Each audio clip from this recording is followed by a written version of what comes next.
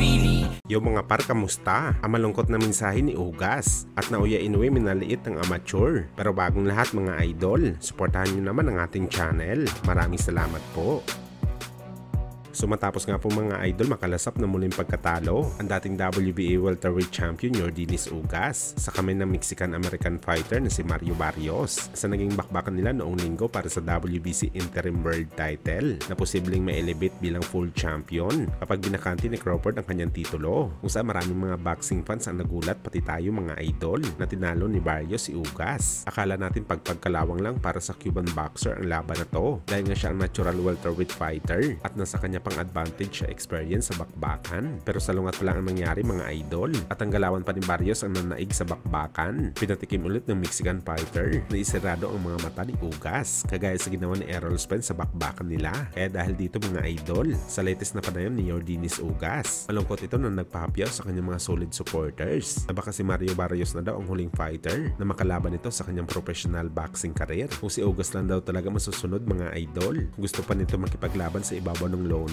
hanggat sa kaya pa ng kanyang katawan, pero ayaw na daw talaga ng kanyang pamilya na bumalik ito sa aksyon at talagang pinagre-retero na siya sa bakbakan. At isa pa daw mga idol, 6 years old pa lang daw si Ugas, nag-uumpisa na ito na magboxing, kaya kailangan na daw talaga nito magpahinga sa bakbakan. Nagpapasalamat naman mga idol si Ugas sa mga taong palaging sumusuporta sa kanyang mga laban. Kung matatandaan natin mga idol, nakilala si Ugas na nilabanan nito si Sean Porter at Errol Spence, kung saan nakapagbigay siya dito ng magandang laban, pero ang talaga nagpasikat sa kanya ng gusto mga idol nang tinalo niya ang ating pambansang kamao Manny Pacquiao. Dito talaga nakilala ang Cuban boxer na siya ang nagdala sa kanya bilang top fighter ng welterweight division. At hindi natin maikakaila mga idol na si Manny Pacquiao din ang dahilan kung bakit tumaas ang talent ni Ugas. Dito lang kasi ito nakatikim ng milyon na kita sa isang laban lamang. Kaya every na pinag-uusapan ni Ugas ang laban nito kay Boss Manny, talagang respeto ang binibigay niya sa nag-iisang 8th Division World Champion.